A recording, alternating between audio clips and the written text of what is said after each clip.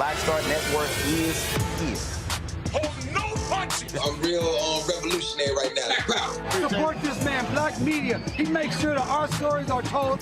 Thank you for being the voice of Black America, Roland. Stay black. I love y'all. All momentum we have now, we have to keep this going. The video looks phenomenal. See, this difference between Black Star Network and Black-owned media and something like CNN. You can't be Black-owned media and be scared. It's time to be smart. Bring your eyeballs home. You dig?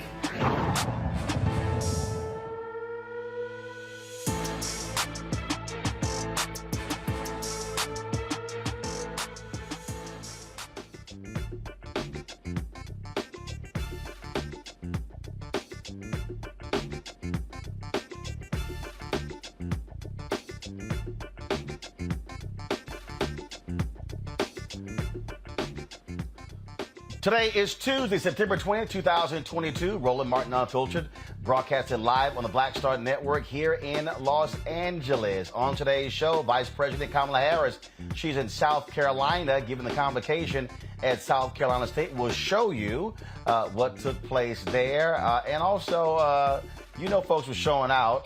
The band was showing out. The frats, sororities were showing out. And so we'll have a little bit of that as well. Also, on today's show, we'll talk with the mayor of Kansas City. The Department of Justice has launched an investigation into the hiring practices in that department. We, of course, have been highlighting that along with the Kansas City Area Urban League. And so we'll be discussing that on today's show. A Texas sheriff is investigating Florida Governor Ron DeSantis, his decision to send 50 migrants to Martha's Vineyard.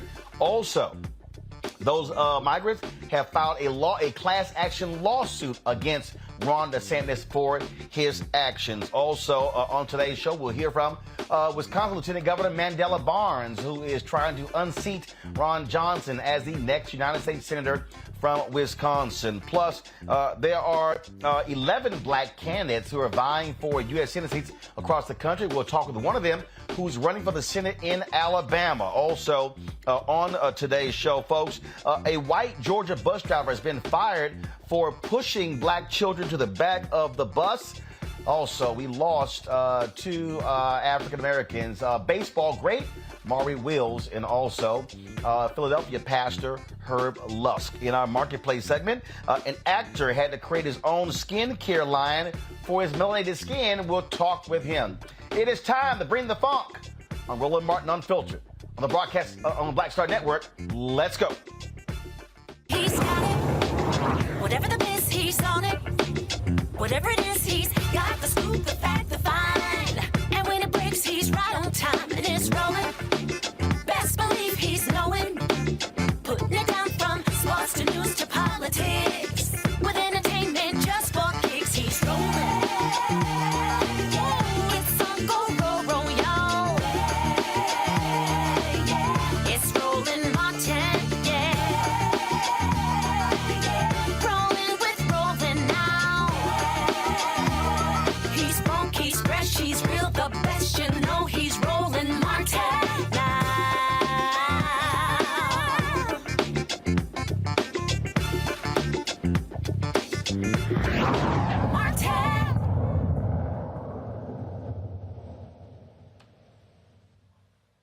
Vice President Kamala Harris was in South Carolina today speaking at South Carolina State for their convocation. Folks there were excited to see the first Black vice president. And here is some of what she had to say.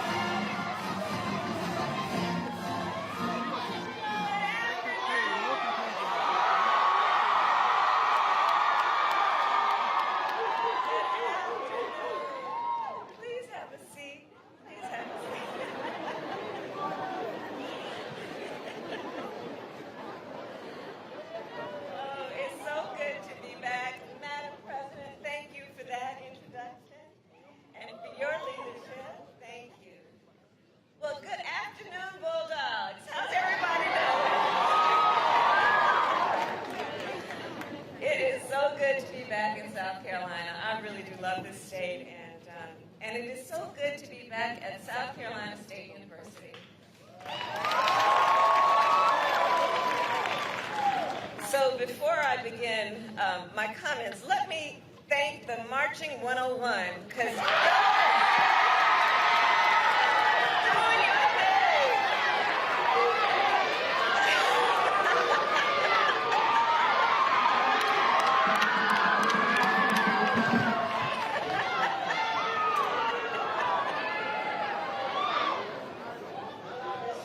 they do not disappoint. So today, of course, we are also joined by Secretary Cardona, who is one of the champions of our nation's students. Secretary Cardona, I thank you for your leadership and your work. And to Mayor Butler for welcoming us back to Orangeburg, I thank you. To President Conyers, always, for your leadership and for welcoming us to campus. Students, it is an honor to join you at a convocation. And to all of the freshmen, can I see, where are the freshmen? So to the freshmen here today, I will say to you specifically for a moment, and to all of the freshmen, can I see, where are All right, folks, so we're going to do this here. We're going to switch some audio. So that was a pool feed of Vice President Kamala Harris. That audio is horrible. And so, folks in the control room, let me know when we have the White House feed that was up on their YouTube channel ready to play. Much better audio. You can hear her, far more clarity. And so I want to get out of that. I don't want to play that because the audio is just not good for me.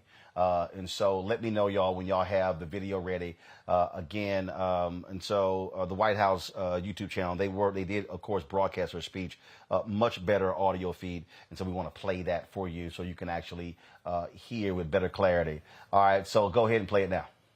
Carolina, I really do love this state, and it is so good to be back at South Carolina State University. So before I begin my comments, let me thank the Marching 101, because y'all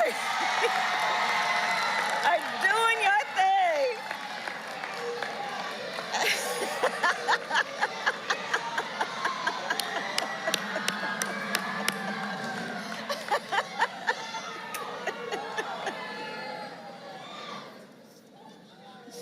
They do not disappoint.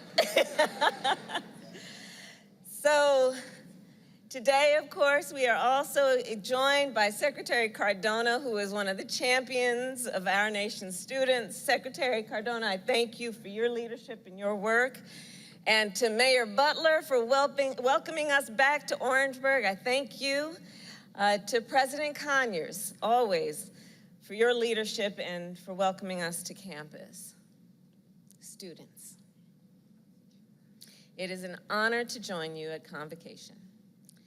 And to all of the freshmen, can I see, where are the freshmen? So to the freshmen here today, I will say to you specifically for a moment, this is the beginning of a great journey for you.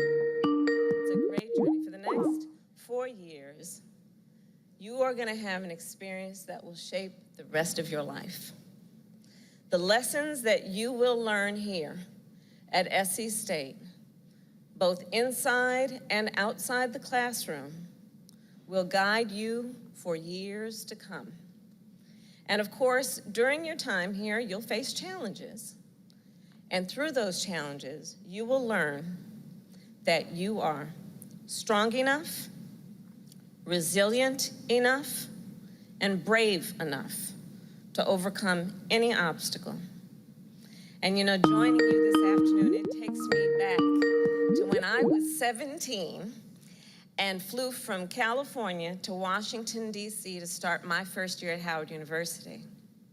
And I will always remember walking into freshman orientation to a room very much like this one, and very much like this one.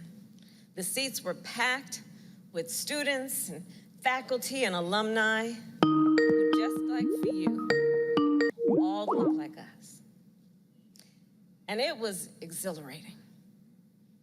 I don't think at the time I understood how special that moment was, where you were surrounded and you are surrounded by people from different places and different backgrounds who are joined together in community, where you are surrounded by people who I promise you, some will ask you to be in their wedding, others will ask you to be godparent to their child. Some of them will ask you, please do come to my inauguration. You are, students, united by the pursuit of excellence. And I remember back in that day, what I believe you must be feeling today, which is to feel the possibility of great opportunity, to feel the vigorous welcome that you are being given for you to lead. So to all the students here today, I say, there is no limit to your capacity for greatness. There is no obstacle that you cannot overcome.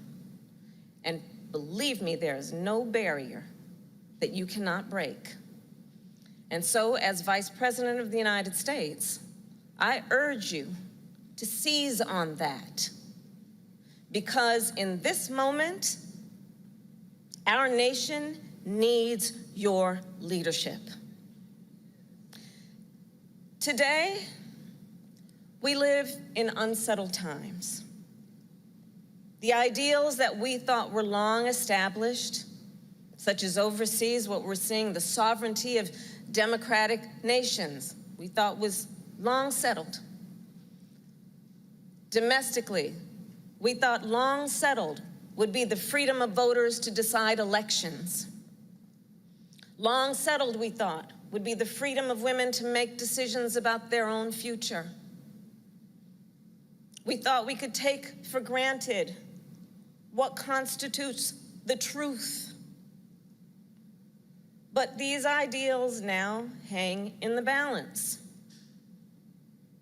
And in moments of great crisis, our nation has almost every time turned to our young leaders to help guide us forward.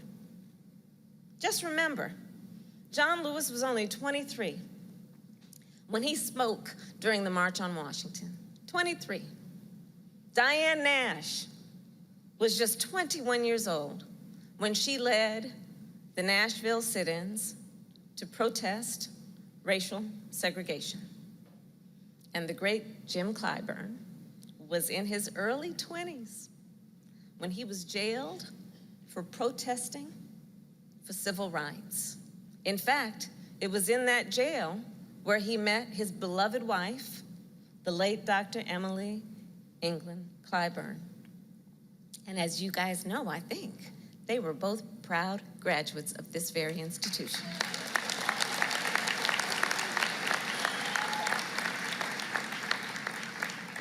So that to say, students, we turn to you once again. Your nation turns to you. Because to move America forward, we need you. We need your passion, your purpose, and your excellence. We need your leadership for so many reasons and on so many issues. We need your leadership to help grow our economy. We need your leadership to protect our planet, to drive innovation, and to fight for equity and justice. We need your leadership to build on an economy that works for everyone. Far too many people on that point, and far too many communities in our country are being left behind.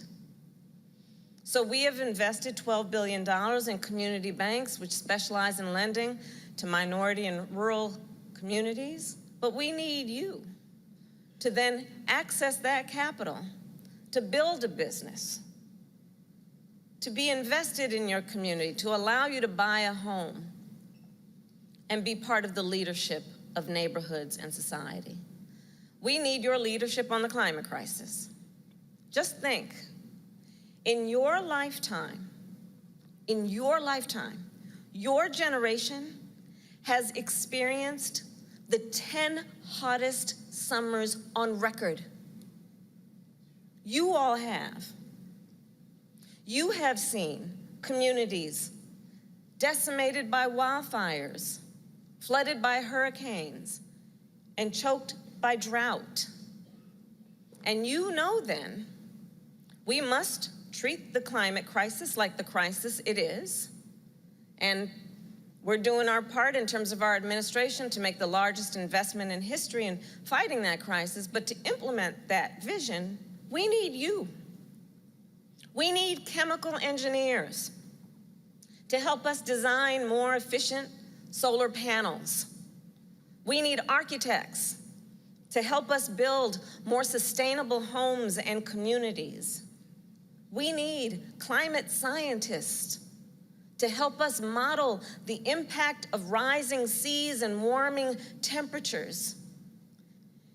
And we need you in those positions to also do the work of helping us to fight for environmental justice and equity. We need you. As Vice President, I am the chair of the National Space Council. I want to bring in my panel right now. We joining us, Michael Brown, former chair of the DNC Finance Committee, Randy Bryant, diversity and inclusion strategist, speaker, trainer, and writer, also Tarun Walker, founder of Context Media. Glad to have both of you. I'm going to start with you, Tarun, and that is here. Somebody watching may say, I don't understand why Vice President Kamala Harris is bringing up climate. Well, first of all, South Carolina is impacted by hurricanes on the Atlantic coast. We're talking about flooding as well. This is one of the critical issues in this election. And for the generation she is speaking to, this is one of those top concerns. And I do think it's important for the vice president to be going to HBCU campuses, laying out the things that this administration has done when it comes to a lot of positive developments, and explain to folks how African Americans are benefiting from these bills that are being passed and signed into law. You know, to be honest with you, I feel like some of this is a case of better late than never, because this is something that I've said that the Democratic Party and Vice President Harris and President Biden have been needed to do almost since they were sworn in. There is a lot of disconnect between what actual policy is being done and what people on the ground and people who are concerned voters are getting as far as information. There's been this holdover from the Obama administration where we feel like just the good work that we're doing should be enough, but that's not enough. You have to be able to go out to the public and tell people what you're going to do, how you're going to do it, and explain to the people. So I'm glad to see that it's happening now, but I really wish this would have happened a little bit earlier than now. But it's good to get it out now.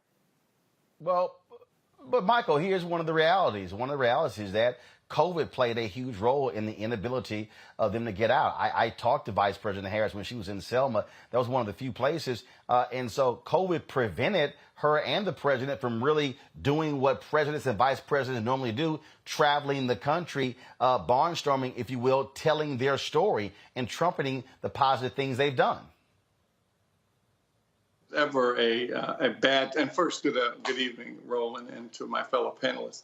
I don't think there's ever a bad time to talk about climate. I mean, it's something that's impacting us literally every day, every minute. When we can see what's happening, just not in Puerto Rico, but Turks and Caicos. We're lucky that this storm is going to veer off to the Atlantic.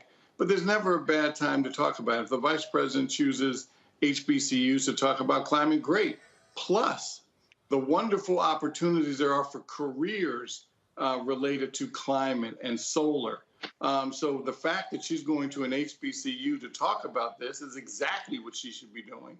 And so I commend the vice president, whether it's voting rights, whether it's climate, whether it's civil rights, whether it's making sure we level the playing field for businesses to succeed in this country. I think the vice president's doing the right thing. Randy, your thoughts? Yeah, of course, I also feel that it was great that she is talking about the environment and climate. What I hope is that people were able to make the connection of how it affects us African Americans directly. I believe that sometimes we think that the climate and the environment is a rich person's issue or something that is so distant from us, whereas it affects our communities all of the time. I mean, even looking at some of the natural disasters that have happened, where our neighborhoods are placed because of redlining and things, and how we're affected when these disasters do happen, how we do not receive the same amount of aid. So I really want the students to understand that it is an issue that directly impacts us daily.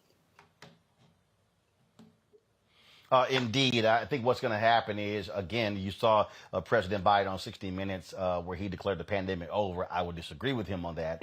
But I do believe because you have seen the increase in vaccinations and you've seen things that have happened, that's going to cause them to get out more. You don't doubt you're going to see that happen a lot more next month, the final month before the midterm elections. But I do think Tarun is correct. And I've long said you've got to be able to successfully sell your story, and you can't just say, hey, list things in a white paper. We ran an ad last week by Congressman Eric Swalwell that I thought was excellent. You have to have more of that. The Lincoln Project actually put out one. I'm going to play that a little bit later. That explains things that they have done. And that was I don't understand why Democrats can't hire messengers like the Lincoln Project to actually show people and explain to people the things that they've actually done. So we're going to actually talk about that. And one of the things that this administration has not done a good job of is talk about the great things in its Department of Justice. We're going to take a break. Coming up next, we're going to talk about the Department of Justice Civil Rights Division launching an investigation into the Kansas City, Missouri Police Department over hiring practices dealing with the issue of race. We'll talk with the mayor of Kansas City as well. When we come back, you're watching Roland Martin Unfiltered on the Black Star Network. Don't forget, download the Black Star Network app, available on all platforms: Apple phone, Android phone, Apple TV, Android TV, Roku, Amazon Fire TV, Xbox One, Samsung Smart TV, and of course, you can join the Bring the Funk fan club. Your dollars make it possible for us to do what we do, traveling this country, covering the stories that matter to you. Check in money orders. Go to P.O. Box 57196, Washington, D.C. 20037-0196. Cash App, $RM Unfiltered. PayPal is R Martin Unfiltered. Venmo is RM Unfiltered. Zelle is Roland at RolandSMartin.com. Roland at RolandMartinUnfiltered.com. We'll be right back.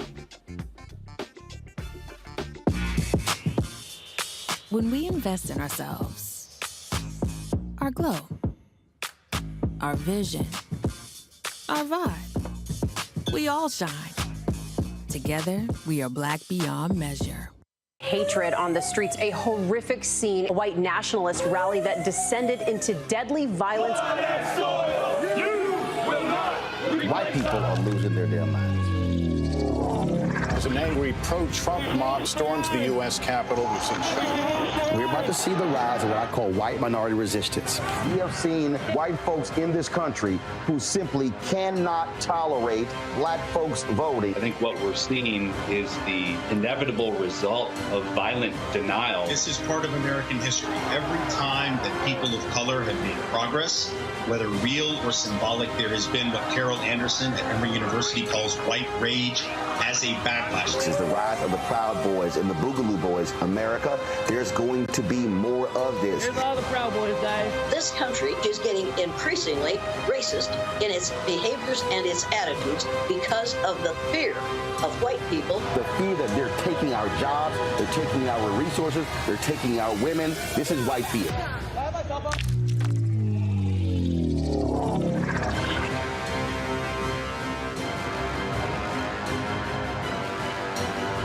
When we invest in ourselves, we all shine. Together, we are black beyond measure. Hi, y'all doing? It's your favorite funny girl, Amanda Seals. Hi, I'm Anthony Brown from Anthony Brown and Group Therapy. What up, Lana Well, and you are watching Roland Martin Unfiltered.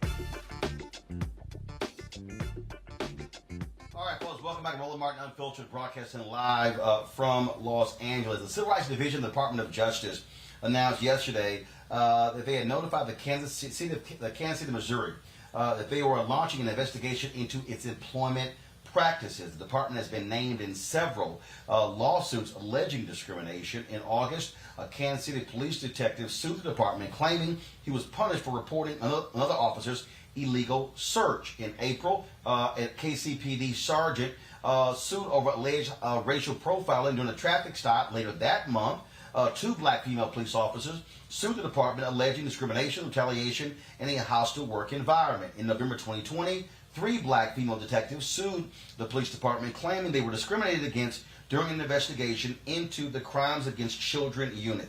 Joining us now is the mayor of Kansas City, Missouri, Quentin D. Lucas. Mayor Lucas, glad to have you here on Roland Martin Unfiltered. First and foremost, how do you respond to this DOJ investigation into your city's police department and its hiring practices? So a few different things. I mean, first of all, and I know you've been out here, thank you for covering this story. This is the biggest problem with having a state-appointed police board. Kansas City is different than a lot of other cities, where the mayor typically would be the one who's appointing a police commissioner or a police chief. Here, the governor of Missouri, almost always a person who is more conservative than the mayor of the city, certainly more conservative than the city council, is able to appoint 4 of the 5 police commissioners. This also then leads to a almost complete, in my opinion, lack of accountability. So where you have issues like this happening again and again, right, you have nothing happening in terms of what we do to fix it. That presents a huge problem. And I'll say this briefly and break for some questions.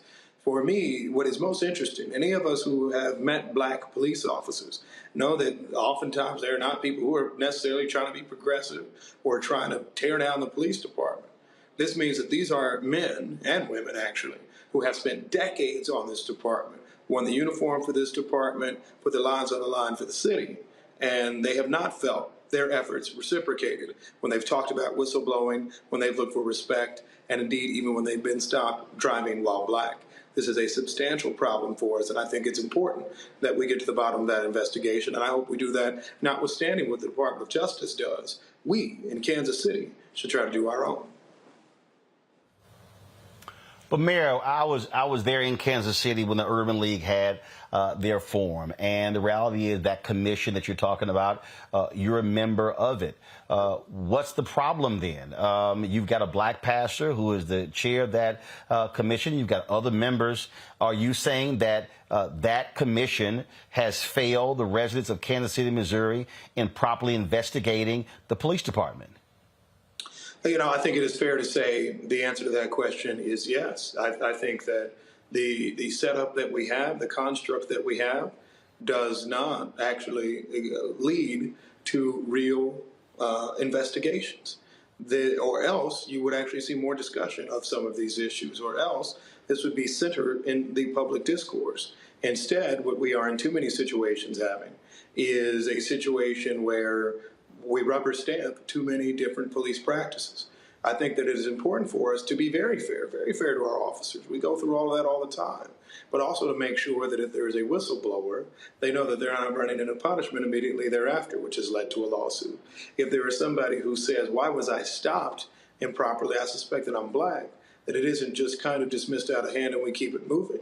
And so I won't, cast aspersions on these individuals as human beings. What I will say is that the system where we have a state police commission, where it has no need to be responsive to the people of Kansas City, leads to a situation where you have more and more practices like this one.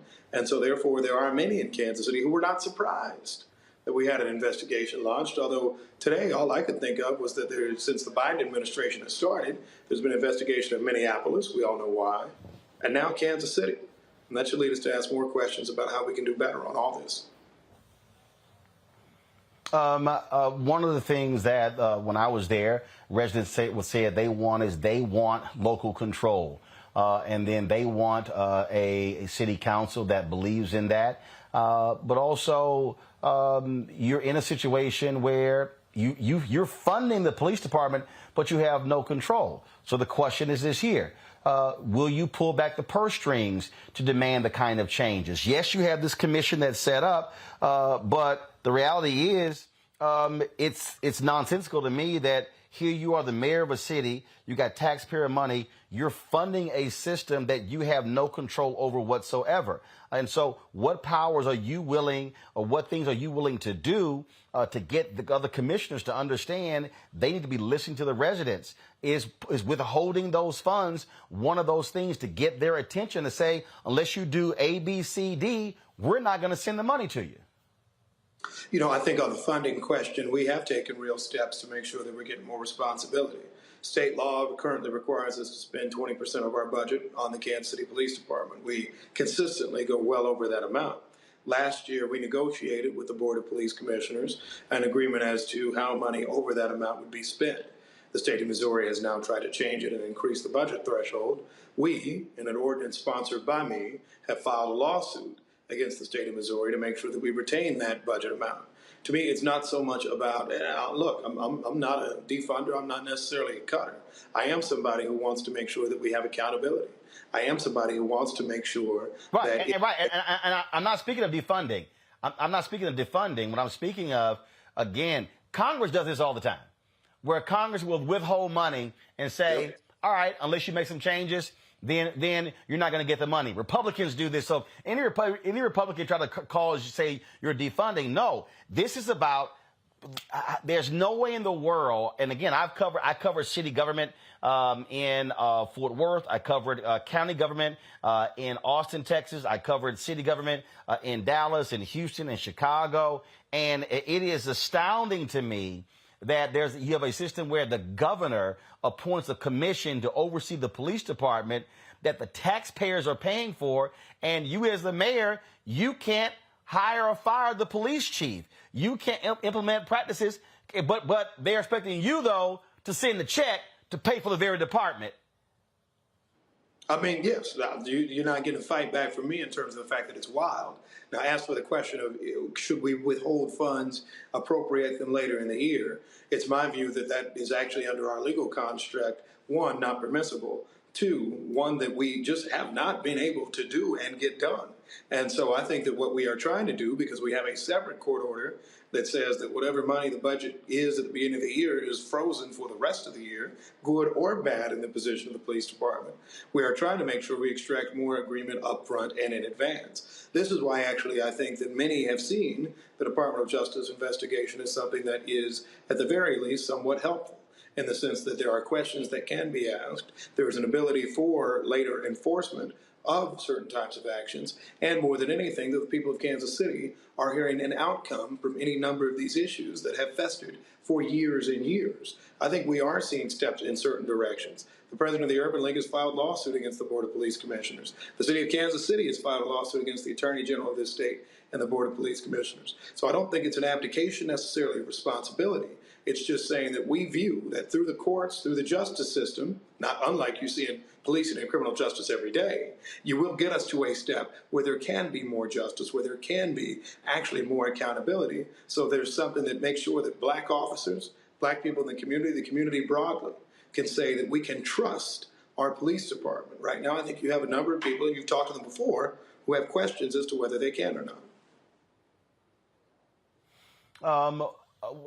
Just a couple more questions for you, and that is, have your other commission members said a word about this DOJ investigation? No. Do they care enough to talk to the public? Are you serious? I'm serious. No one else has said a word publicly. I mean, look, I'm reading the media every day. I see everything that's happening on social media and all of that. The other commissioners have not said a word about this, and this is not out of the ordinary. The usual process, and you know this because you've been covering the news forever. You put your head down, and nobody pushes back at you 2-3 days later. You think the issue's just going to go away, and I think that's what we've been seeing too long. I'm just, first of all, for people who don't know, how many members of this commission? Yeah, we got 5 members of the commission. I'm one of the commissioners. I'm the only one not appointed by the governor of the state of Missouri. So the other 4 are appointed by the governor of Missouri? Yes. to the folks in the control room, I want you to go to their website. I want you to pull up the pictures. So people need to see who they are. And what I mean, this is what just disturbs me. I mean, here you have this pastor of who's the chair of the commission, correct? And even when the Kansas City newspaper did that investigation that was just stunning, they're quiet. I mean, it is as if these individuals we're showing right now are thumbing their nose at, frankly, your constituents by saying, we aren't accountable to you. We don't have to answer to you. We have an audience of one, and that's the governor. I think it is fair to say that right now, the way that this is set up, and I know they didn't set up the system, but the way it's set up is you don't have to speak back to the public. You don't have to speak. There's this view of independence from politics, but, to me, independence from politics means also independence from accountability. The way that y'all can call on me and Brother Martin, I know there are things that you and I disagree on. There are things certainly that the Urban League and I disagree on, but y'all can take me to account. I have to come and answer your questions. You have a chance to vote on me for those who live in Kansas City. The current system we have in policing in Kansas City, the most expensive budget line item, and obviously one of the most important issues, is that you don't get to say anything or do anything. We just hope for the best. And to me, that is incredibly troubling. And importantly, it's not just troubling to wild-eyed activists. It's not just troubling to advocates. It's troubling now to officers, people who have spent decades in the Kansas City Police Department. I think that's why these questions are being asked. Absolutely. And I've never seen this level of stonewalling before. These are actually public servants, again, appointed by the governor. Speaking of that, have you heard from the governor about this DOJ investigation? When was the last time you conveyed to the governor that, frankly, this is unfair, how this is set up in Kansas City, and where the residents pretty much don't get to say how their police department is run? Does he care? You know what? We have conveyed that. I don't think anybody, I don't think anybody cares necessarily. I think that in the politics of today, they just say, hey, we back the blue. We're not going to listen to any of the people, including, oddly enough, the blue. And they're going to keep it moving. And so it is unfortunate. It is a reason why you are seeing lawsuits filed left and right. It's a reason you're seeing federal investigations. It's a reason that you have members of the public asking questions. And again, not just super lefty people. You got moderates. You got people on the right who are saying, well, this just doesn't make sense. How can the Republican Party be the party of local control, right? Local control of their schools, local control of so many activities. But in this situation, in a city, deny the power, particularly of black voices, to be able to have some influence on what's happening in their community each day.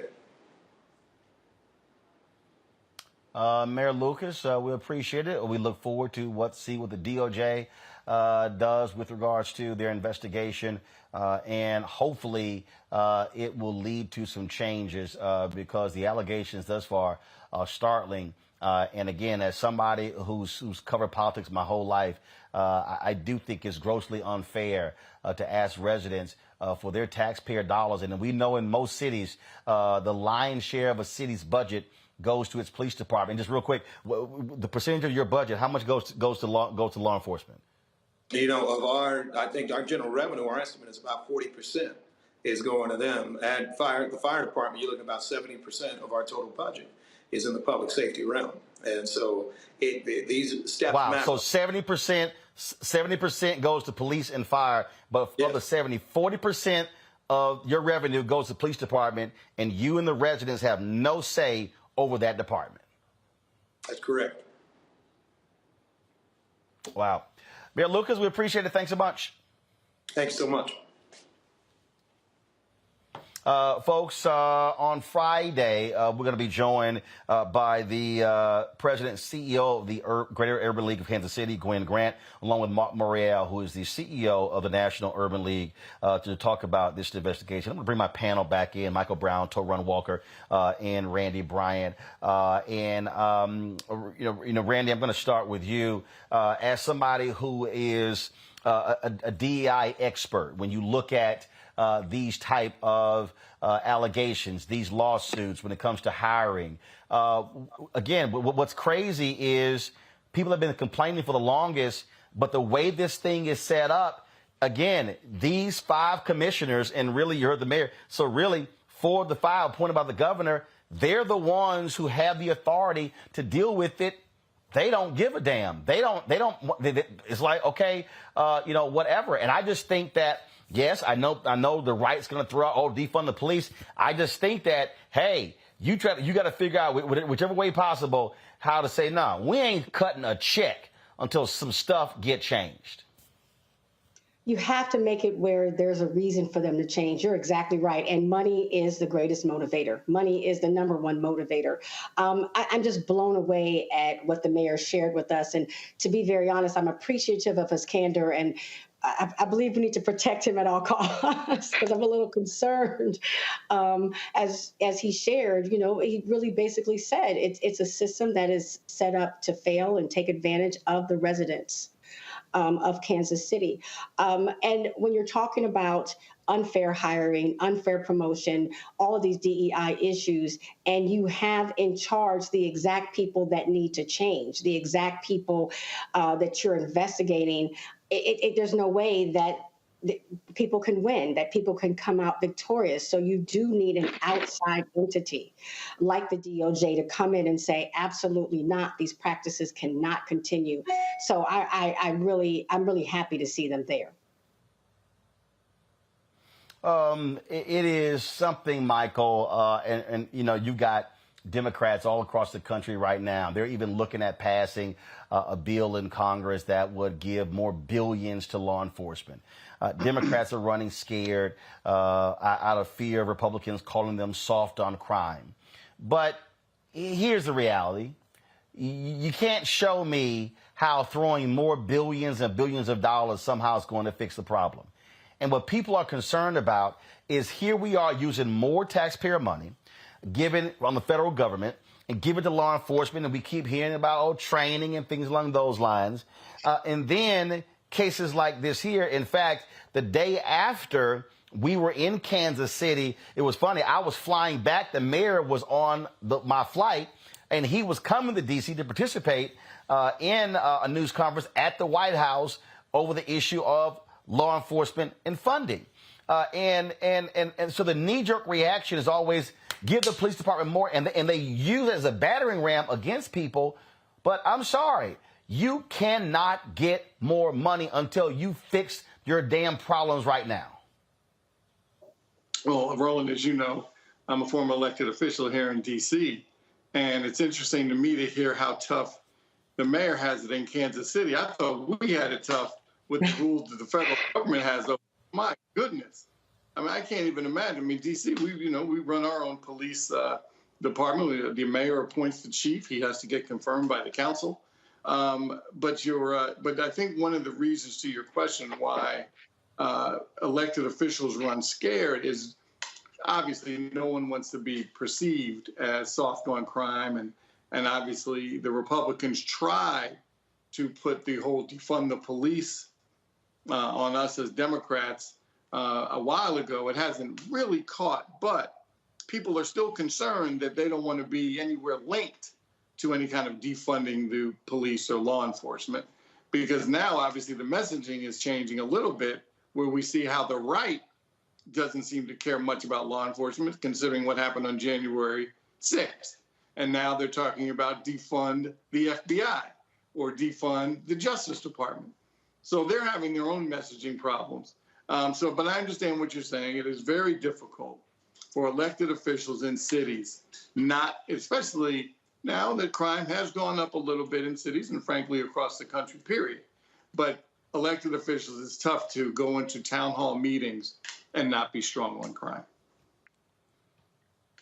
To Ron, again, you've got a lot of people out there who are saying, damn this, just sending more and more and more. I mean, and this is where I think a lot of people just don't even think about this. When the mayor just sat there and said 70% of the general budget in Kansas City, Missouri goes to the police and the fire department. you can run that thing in every major city. So when we hear these folks go, oh my God, our morale is low, we don't get any support. What are you talking about? You're sucking up 70% of the city's budget. That means everybody else has to share 30. You know what? I've heard some really wild numbers and some very high numbers in different cities about how much police departments take out of city budgets. But that I think that's the highest number I've ever heard of. It's not. Actually, it's not. It's not. Really? There are other places that are higher. Wow. So look, you can't. I don't know any other profession that you can expect to get 70% of a business's revenue and not be accountable for something. I mean, if you work at McDonald's, you get a review. This is wild.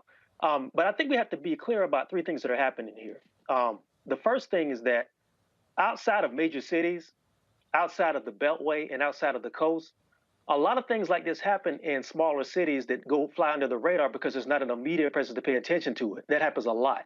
So, of course, things like this can happen if you don't have media outside of local media who's holding a council's feet to the fire. This happens because, look, all kinds of horrible things happen outside of the purview of what the media says is a story. And something like us, the police department and a fire department, that get 70% of a city's budget, and they can't provide any kind of accountability for their actions, that's insane. The second thing is this, and this is something that's been happening for at least since the 1980s. What you're seeing happen at the Kansas City Police Department is something you see happen in police departments around the country, because a lot of white supremacist groups, a lot of white supremacists made a conscious decision and a calculated decision to start moving into the police departments of different cities. A lot of these atrocities you see happening to black people in a lot of these cities happen because a lot of police departments have a lot of white supremacists either open among their colleagues or quietly working in their departments, and there's no incentive for a lot of the police departments to push back and find out who they are because it's so ingrained in their culture, in the police culture. The third thing is, because so much money flows into police departments for training and weapons and this sort of thing, but there's no real accountability as far as like where that money goes. And I think what has to happen is if defund the police is a scary word for a lot of Democrats and a lot of people on the left, whatever, we need to talk about maybe bonding police officers the way security guards are bonded, or maybe tying their performance into their pensions, and that sort of thing will make people think about their actions a lot quicker. Well, check this out before I go to break. This is a story from 2020, the Texas Tribune. Officials in Austin, Dallas, Houston, and San Antonio each spent more than $434 million from their general funds on their respective police departments during the 2020 fiscal year. For each, that was more than a third of the general funds, the portion of city budgets that can largely be distributed to any department because it is not mandated to a specific function. That's more than a third going just to police. You pull in fire, you're talking about 50, 60, 70% going to just two departments. And then they cry, we're so poor, we're so broke, we need more. Gotcha. Maybe if cities spent less on police and more on their people, crime may drop. But you can't show me where spending more on police is going to decrease crime. If you can, prove it. All right, folks, got to go to a break. We come back, we'll talk to the candidate, African-American, who's running for Senate in Alabama. Plus, we'll hear from Mandela Barnes, Lieutenant Governor of Wisconsin, who is trying to unseat incumbent Senator Ron Johnson. We'll cover that and more on Roland Martin Unfiltered, broadcasting live from Los Angeles, folks, where I'm here to cover the Apple Films Sidney Poitier documentary being produced by Oprah Winfrey and Reggie Hutland. That's taking place tomorrow, folks. Download the Black Star Network app where you can get all of our content. This show, Farajii Muhammad Show, Greg Carr, Deborah Owens, Jackie Hood Martin, Stephanie Humphrey, Rolling with Roland, all of our stuff. Plus, we do live streaming all day, news events happening all day. Download it. Apple phone, Android phone, Apple TV, Android TV, Roku, Amazon Fire TV, Xbox One, Samsung Smart TV, and of course, our goal is get 2,000 of our fans contributing $50 this month. We need to raise $100,000 each month until the end of the year.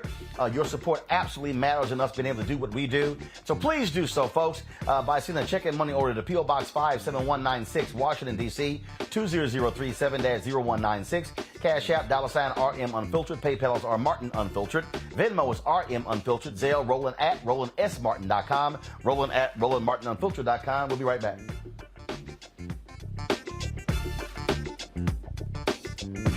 When we invest in ourselves, we're investing in what's next for all of us.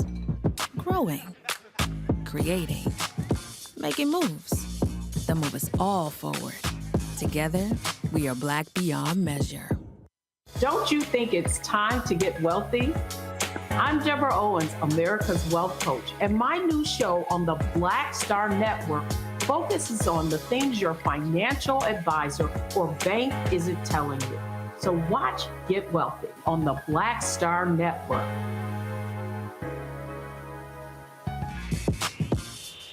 When we invest in ourselves, our glow, our vision, our vibe, we all shine. Together, we are Black beyond measure. Hi, I'm Vivian Green. Hey everybody, this is your man Fred Hammond, and you're watching Roland Martin, my man, Unfiltered.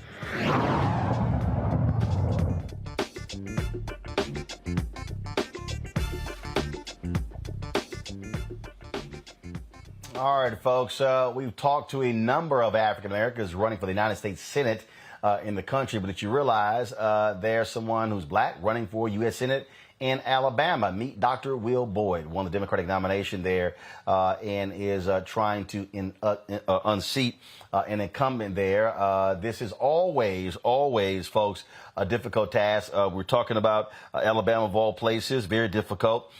He is running against Republican Katie Britt to get the seat for retired Senator Richard Shelby. It was black folks who actually helped put Richard Shelby in the United States Senate when he was a Democrat. But then, of course, he paid them back by converting and flipping to the Republican Party. Dr. Boyd, glad you are joining us from Birmingham. So first and foremost, look, we're talking about Alabama, uphill battle. And how are you trying to convey in that state that you're the best choice when this is the same folk who elected Tommy Tuberville in the last election, who is truly one of the dumbest people ever to be a United States Senator? Well, enthusiasm is very high right now, Roland, and what I've been telling everyone that I meet is that enthusiasm is about 78% for Democrats right now. Obviously, when we see high numbers like that, we can see great changes even in states like Alabama.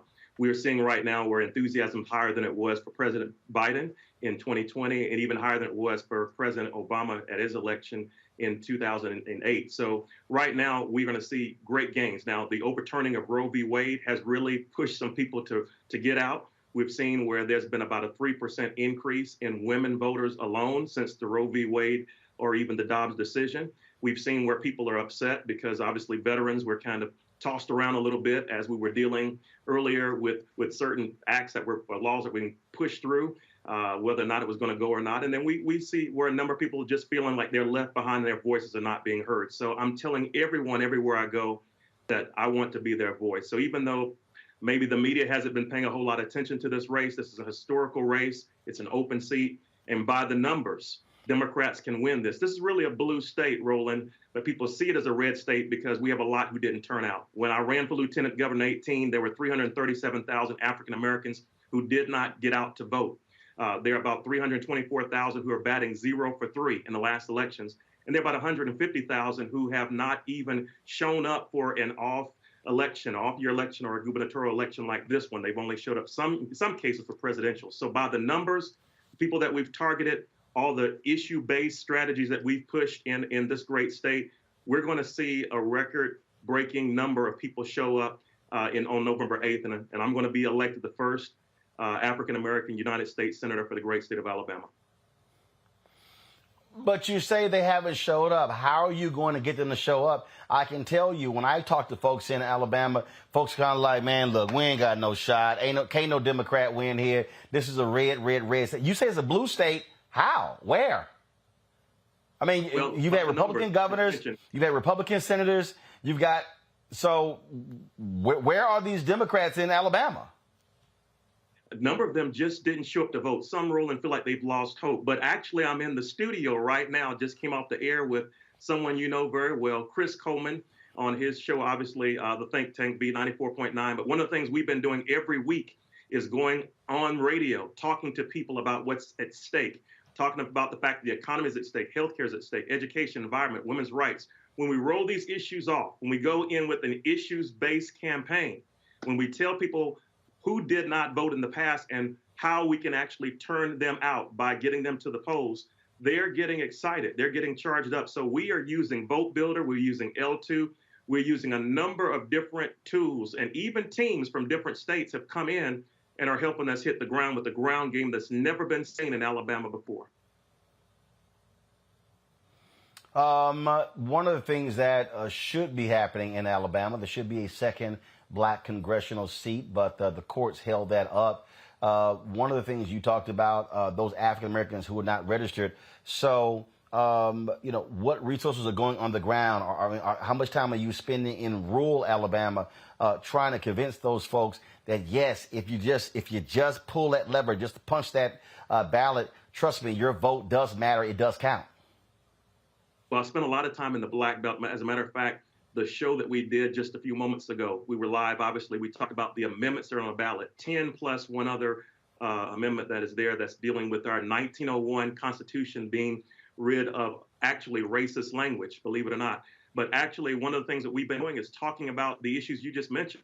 When I enter a Black Belt area or an area where there's a congressional district that has a great group of African Americans, one of the things I'm explaining is that our voice has been diminished. When you talk about the redrawing or the gerrymandering of congressional district lines to where the African American voice has been diminished from 29% down to 14%, and this was allowed by not only the local courts, so to speak, but the Supreme Court of the United States, something is wrong here. So we have obviously issues that we're battling that will take a court obviously pushing forward and helping us in the long term. But what we can do right now is let people know, again, how their voices and their votes count. There are a lot of things that have been going on here that aren't right, but we are exposing people. We are showing people what the right strategies are, the right tactics are, and we're moving forward in a way that's exciting. So we've been pushing towards pastors of churches. I'm a bishop. I oversee many churches worldwide, thousands of churches worldwide. I'm a pastor of a 162-year-old church also, former professor and a dean. So I'm employing all of my different areas. I know you're an A Phi A man. I'm an Omega Psi Phi man. So we're working through Divine Nine and others. I'm sorry about that. I'm sorry about that.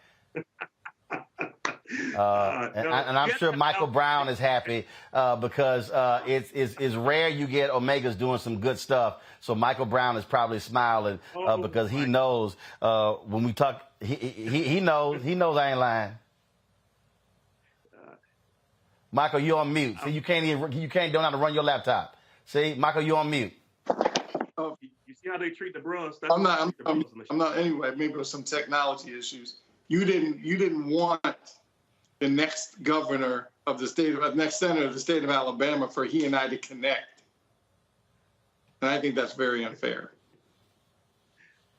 Well, what? I mean, I'll help you out. I mean, we got an alpha as in the Senate, Raphael Warnock. But y'all go ahead and catch up. And remember, the first African American since Reconstruction was Republican Ed Brooke, also an alpha. Why do you always have to keep say it again? These names out? We can go name for name forever. We understand that. No, actually, you can. You can't go name for name because y'all got a short list. Trust me, I don't have enough time on the show to run our list down. But Will, final thought. You got less than 50 days. You got somebody out there who's watching, who's in Alabama, or there's somebody who's watching. They got family in Alabama. And again, they just don't believe. They're like, look, man, these white folks in Alabama are not going to elect no black man. They ain't going to elect no Democrat. So give them your pitch why they should support you. Every vote matters. I'm someone who wants to represent everybody. The reason why I'm traveling around the state of Alabama night and day is I'm letting people know that I want every Alabamian and American, for that matter, to have a shot at the American dream. So I'm the best candidate, the best voices out there. If you want to move forward as I introduced Doug Jones in the past before, I said, put it in D, vote for a Democrat. If you want to go backwards, put it in R. It's time out for us going backwards. We're falling behind in our great state, finishing almost last in many different areas, many different metrics, but it's time to move our state forward. If you visit my website, drwillboyd.com, you'll see actually where I have many different strategies, many different ways in which I want to move our great state and even our nation forward.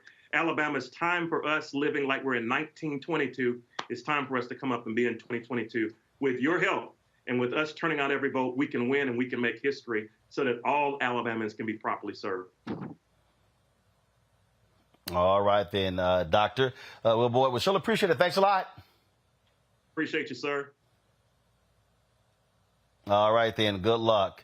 All right. Well, come on now. You know how we roll. It's an 06 thing. All right. Yesterday, got a chance to talk with Wisconsin Lieutenant Governor Mandela Barnes.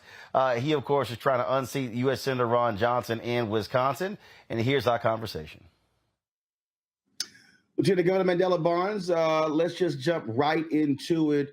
You are in a fierce battle for the United States Senate. And one of the things that jumps out is you're running against someone who I would dare say has become one of the most ardent MAGA disinformation leaders, sowing seeds of discontent on the election, yet privately caught on video saying it was a fair election, Trump lost.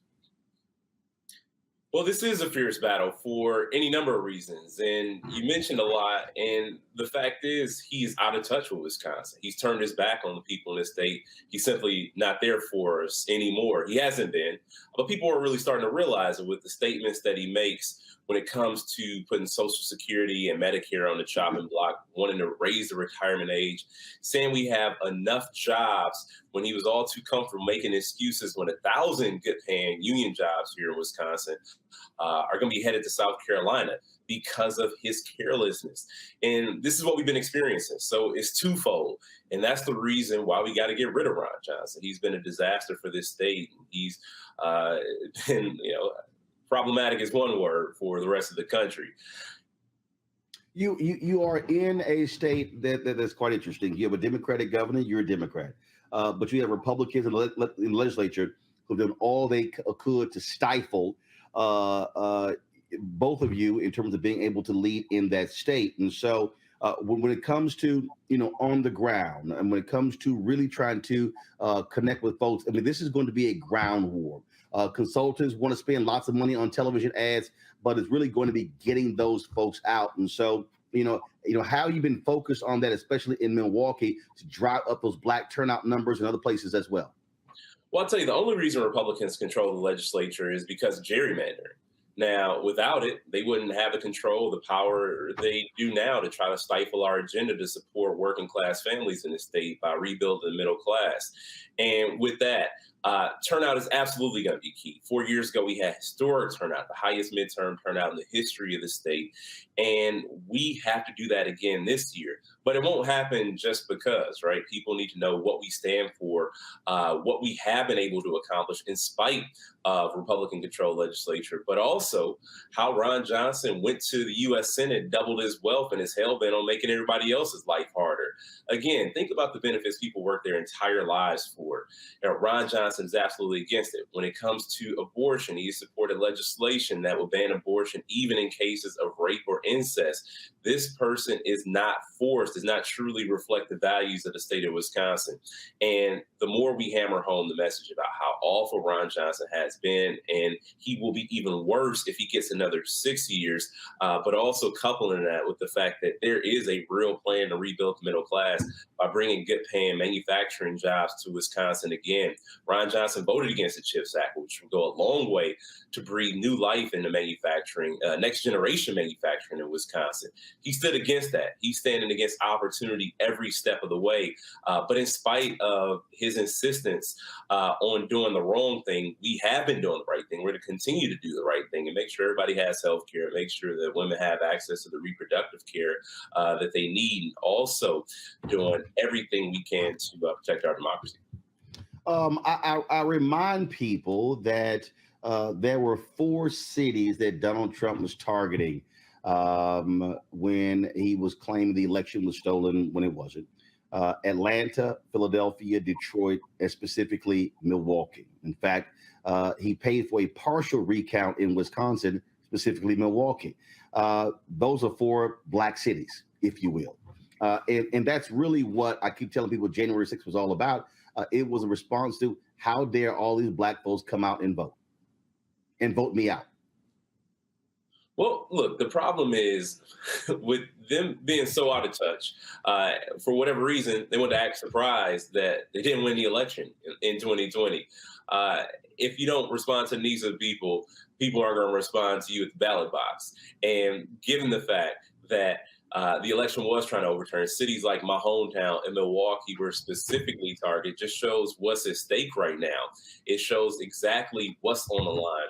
And in addition to that, too, Ron Johnson tried to send fake electors to Mike Pence, saying that his involvement only lasted a matter of seconds, literally trying to use a 5-second rule for election subversion. They will continue these sorts of attempts if Ron Johnson is reelected, if they get a majority in the U.S. Senate, or if we lose the House. So another issue of people's votes not being respected. Ron Johnson looked everybody in the eye and said, your vote doesn't count, your vote doesn't matter, and act surprised, when people show up and vote against them when they have completely been against the interests of hardworking people. I do want to get your thoughts on this. I was on Tiffany Cross's show on Saturday on MSNBC, and we talked about the Democrats' issue with black male voters. I've been saying, folks, for 10 years, you must speak directly to them. How are you doing that? These disaffected brothers who feel as if Democrats have failed them, Republicans are ignoring them, and they, in some cases, they're voting for Republican, but in many cases, they're just choosing not to vote at all. Hey, I tell you, I'm not here to make excuses for anybody when it comes to why folks feel disenchanted with politicians and politics, especially when it comes to Washington. It's a broken place. Look, I'm a black man from Milwaukee, so I level with people when I show up, and when I show up everywhere and have the real, honest conversation, because my experience is the very real Wisconsin experience, whether it's socially, economically, regardless, and having that experience, whether it's my granddad who worked at A.O. Smith for 35 years, essentially where not every, but if you talk to a black family in Milwaukee, there's an A.O. Smith connection, especially in the post-World War II era. Now, with that being said, the city has changed like many post-industrial cities across the Midwest, and people feel like they've been left with very few options. People feel like they've been left behind because that is the reality. People have been left behind. And I talk about how things were better and how I know that experience. And there is not a person running right now who has or who can share that experience. And also the tragedy, too. I've unfortunately, lost friends to gun violence, way too many, more than I care to count. Throughout the course of my life, most happened in high school. And these are other instances that people have experienced, but haven't necessarily had elected leaders who share that experience and know what they're going through. I know what it's like to have been laid off from a job. I know what it's like to deal with economic insecurity, having to show up and qualify for every benefit program there absolutely was, and feeling like there weren't politicians. I also tell them that's exactly why I got involved. I tell folks that I'm not running for Senate because I think that things are going well. I'm running because we got to change things. Things need to be fixed, but they'll never be fixed as long as out of touch politicians like Ron Johnson are in office, especially when they go around selling wolf tickets to our community, telling people that they're going to do this and do that when they have no track record of doing such. And on that particular point, I got a note, and we're talking about reaching black men. The I Am a Man poster that's right behind you, AFSCME was very much involved in that campaign in 2018 for the 50th anniversary of the assassination of Dr. King. And what I keep saying, if you want to reach brothers, you have to talk to them directly, speak to those issues. But the same as black women and others, people want someone to say, this is what you're going to do for me if I send you to Washington, D.C. Yep, that's exactly it. You hit the nail right on the head. People got to know that you care. People don't care how much you know until they know how much you care. And that's why we show up and we have these conversations all over the place, even the tough ones. All right, then. Lieutenant Governor Mandela Barnes, always glad to have you on the show. Let's do it again next month as we get closer to the election, and hopefully we'll see you as the next United States Senator from the state of Wisconsin. I appreciate it, man. You take care. All right, thanks a lot. All right. Mike, I want to start with you. I'm reading a story from the New York Times, where they're talking about how the race between Sherry Beasley and Ted Budd is tied in North Carolina, and Democrats are hopeful they can win that seat. You've got Barnes in Wisconsin, you got Demings in Florida, you've got Fetterman in Pennsylvania, you've got Booker in Kentucky, and so we can go on with a number of different races. But the thing that for me, and I'm looking at this thing, Warnock again, who's slightly behind in Georgia, and that is you have to maximize the black vote. You got no choice. And or do you have the sense that National Democrats are flooding the zone with people, with voices, doing that? The sense that I've gotten, they're waiting to the last month like Democrats always do. Whereas you can't run that game plan anymore. You've got to be 3, 4, 6, 8, 9 months ahead, getting people ramped up, dissatisfaction with Biden, poll numbers, things along those lines. That old playbook of wait until October, that's not the smart playbook in 2022. Your thoughts? And I agree with you. And I think the party leadership with Chairman Harrison and clearly President Biden and Vice President Harris, I think, have acknowledged that and said, let's not slip into the same old kind of patterns, which means it's not just the engagement, of course, is absolutely important, but you have to have resources for that engagement. And you have to have, you're right, you certainly need the GOTV money to get out the vote money come October and November. Mike, I literally just, hold on, Mike. I just saw a tweet right here. The Democrats brought in $15.5 million last month, bringing total to $107.8 million this year, more money than any other midterm year, and almost twice as much as was raised at this point in 2018. That's just the DNC. We're not talking about the DCCC, the DSCC, Democratic Governors Association, and also then we're talking about these PACs. The money's there. Bloomberg estimated $9 billion is going to be spent on this election. My issue is where in the hell are they spending the money? On TV or on the ground? No, you're absolutely correct. And what you'll see though is these dollars, and it's so, as you know, it's so expensive to buy media time. And that's where most of the money goes, as we all know. That's certainly no secret. I do think, though, that some of those dollars have been put into these very tough seats. I'm not talking about the ones that are naturally blue or even purple, but chances where we can flip a seat in red and try to keep the House. I know the House is going to be difficult, but holding on to the Senate stops the potential Speaker McCarthy folks, the Trumpers, from really moving an agenda forward. So what you see is, yes, putting some money in some of these House races that have a shot, white and black and Latino. But most importantly, you're going to see a lot of that money starting to flood to these Senate candidates. Clearly, Warnock needs some help. I'm sure like the rest of my panelists, and I can't believe that Herschel Walker, who can't even put a sentence together, is ahead in polls in Georgia. Now, Georgia's Georgia, so that makes him a little, gives a little chance. But the fact that he has a chance is ridiculous. So you'll start seeing money going to Warnock. Clearly, money is going to go to Fetterman. Plus, you got these gubernatorial races. You have Wes Moore in a race in Maryland, who's an incredible candidate, who may be the first black governor of the state of Maryland if everything works out right and continues to raise money. So you have the Senate races, you have some gubernatorial races, some House races.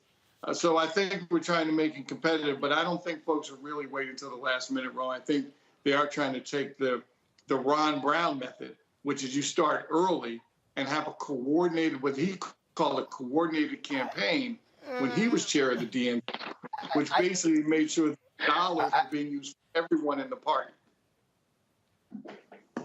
But I just haven't seen that. And Randy, the thing that jumps out at me when we talk about this thing right here, that jumps out, in many ways is like what happens in corporate America. So they throw all this money at television. Folks are tuning out. The reality is you've got to put money on the ground. You've got to have folk in those rural places. You've got to be because here's the deal. There's finite time.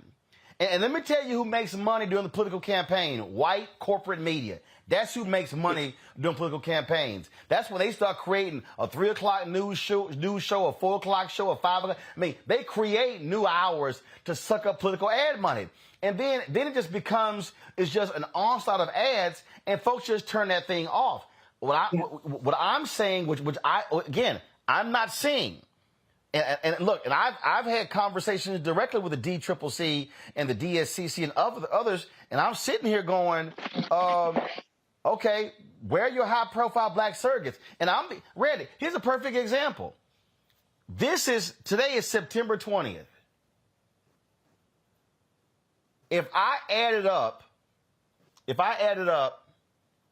Florida, Pennsylvania, Wisconsin, North Carolina, I'll throw in Georgia. I'll give those 5 states.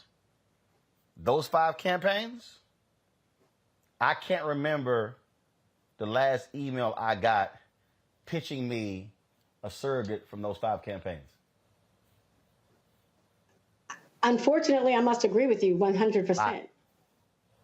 I must agree. I believe that people are using the same playbook. It's ridiculous that so much money is going towards the media when how many people even watch live television anymore? Like how many people are sitting at home watching it? And you're exactly right. When these ads are coming on, people will purposefully not watch these live TV because of the fact that there's so many ads that they typically were muting anyway.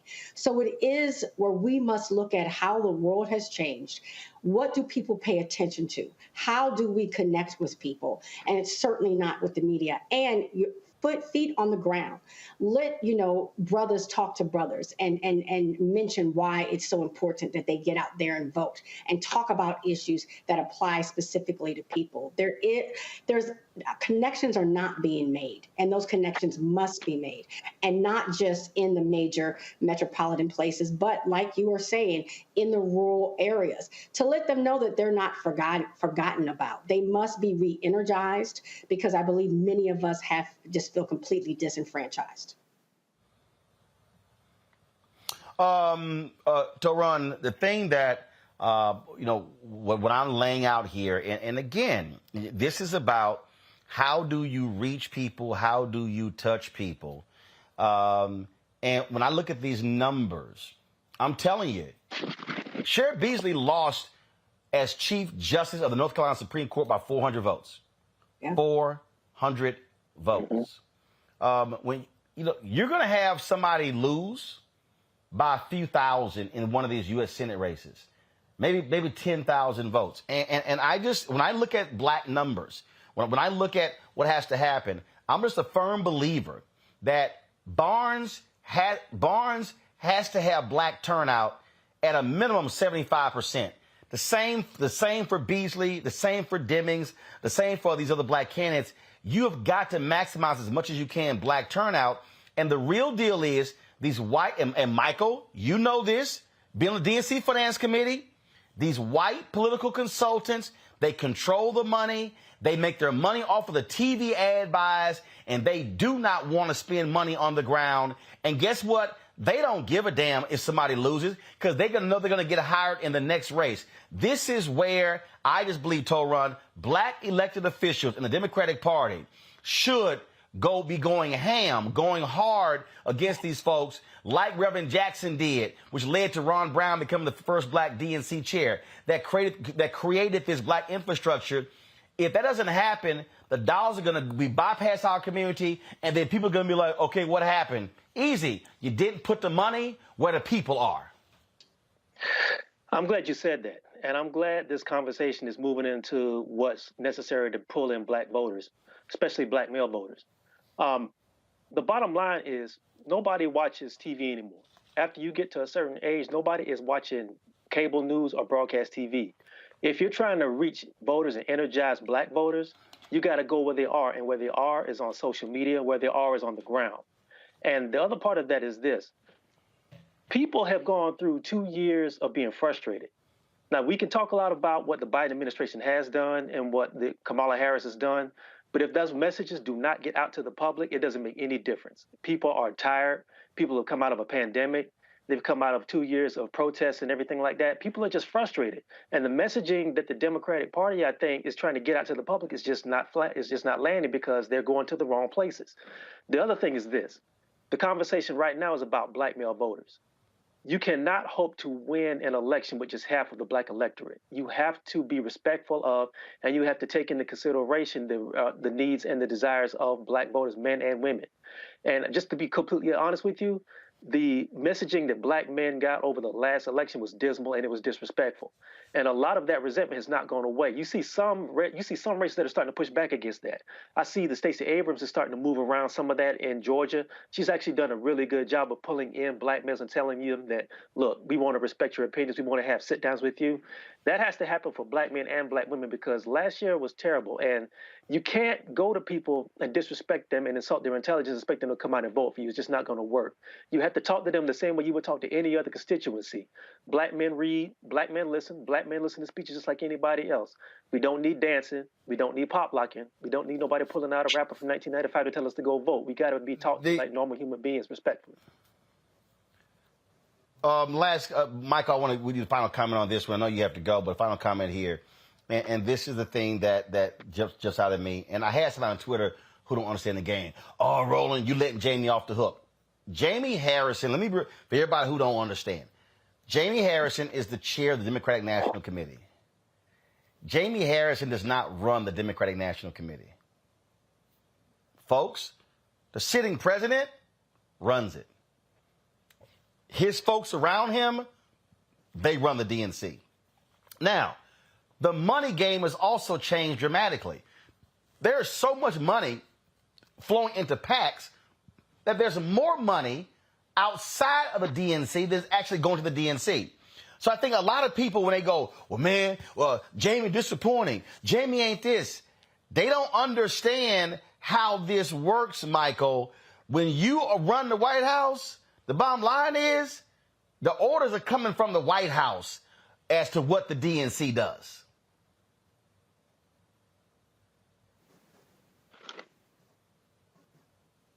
Michael, you're on mute again. There you go. Sorry about that, but you're exactly correct, and I'm glad you gave a little political 101 on that because I think a lot of people wonder why doesn't he have more juice, so to speak.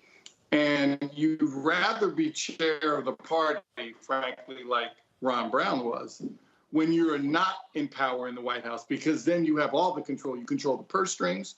You control the type of candidates that get selected around the country, and you control what happens with the presidential election. You control the transition. You control the inauguration. And so you're right. It has nothing to do related to Jamie Harrison or his leadership. He has to take, as you call it, orders from the White House or from whoever Biden has designated to be the conduit with the DNC. But now, having said that, with all the dollars and resources that are available to both top of the ballot candidates and down ballot candidates, he can have some say in how that money gets distributed within the DNC. Yes. Will the president have his folks he wants to take care of? Of course, relative to being consultants and pollsters. But that doesn't mean that Chairman Harrison can't make sure that people of color and women don't also get some contracts. So if he is not doing that, then he is not doing his job, because that is part of his job, is to help bring up the next generation of people of color to be political operatives, pollsters, where you can get contracts, successful career in politics. So if he's not doing that part as well as getting people elected, he's not doing his job.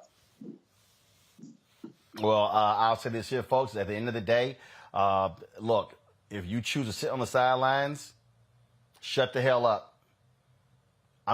This is just for me real simple. If you are not participating in the process, then you have purposely checked out of it. So don't start whining and complaining about what this wasn't being done. When casting a ballot has an impact, and I'm telling you, we have history on our side. When we show up and show out, we can change elections. Doesn't happen if we don't show up. Simple as that.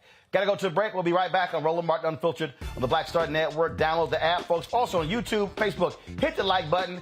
We should easily be at 1,100, 1,200, 1,500 likes on YouTube.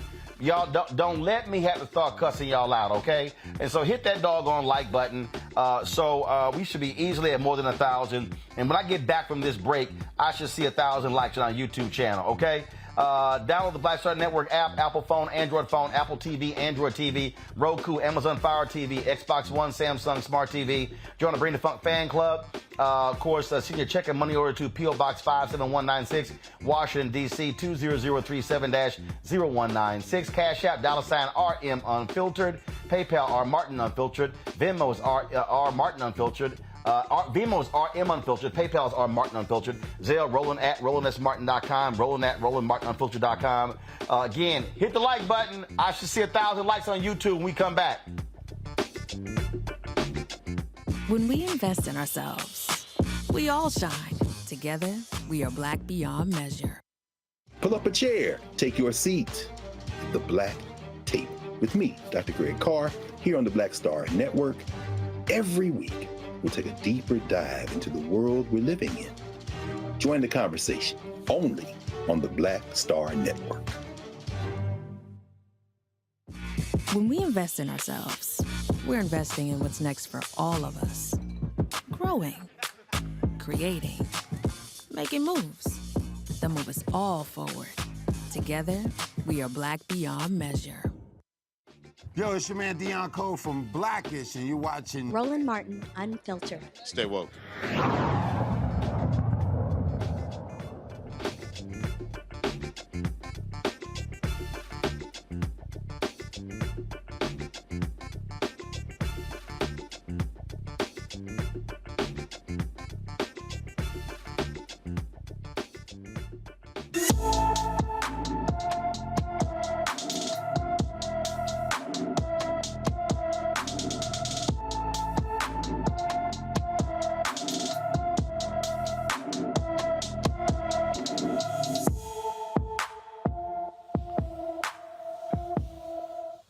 Rochelle Dearman from Tuscaloosa, Alabama, has been missing since March 12th. The 17-year-old is 5 feet 2 inches tall, weighs 160 pounds, with black hair and brown eyes. Anyone with information about Rochelle Dearman should call the Tuscaloosa, Alabama Police Department at 205-349-2121, 205-349-2121. Last night, we told you about Roger Golubski. He is the former Kansas City, Kansas police detective who was arrested on federal charges. He now is at home confinement, folks, and he was arrested for sexually assaulting several black women. Now, according to black residents of Kansas City, Kansas, his evil deeds go deeper than that. There are claims that he has fathered several children, put innocent people in prison, stalked folks, intimidated them, and harassed them as well. Tonight, CeCe Mank joins us. She's a community and victim advocate, and Nico Quinn, who says Golubski forced her to testify against Lamont McIntyre, who was wrongfully imprisoned for more than 24 years for a double slaying he did not commit. Glad to have you both. Nico, I want to start with you. So this case you're talking about, so you say he forced you to testify against someone else. How? Well, it was him and the prosecutor, which is Tara Moorhead. They showed up at my house one day and told my cousin to contact me and tell me to get in contact with them. If not, that she was going to throw me in jail and take my kids. And did you share this with anyone? Did you tell anyone? Did you have anyone fighting on your behalf when this happened? I told everybody that would listen. At the time, my cousin was an attorney, and I contacted her and asked her, should I go? Would she go with me?